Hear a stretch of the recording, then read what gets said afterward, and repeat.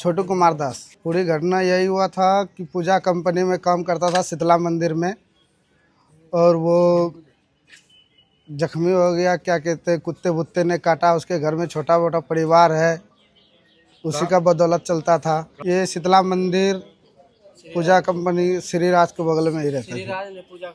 हाँ, पूजा कंपनी वहीं पे काम करता था। ये हुई थी शनिवार को। एडमिट हम लोग को पता नहीं, वो पुलिस वाले लेके सब लेके गया। उसके द्वारा हम लोग को कॉल आया, फिर हम लोग उसके पास गए।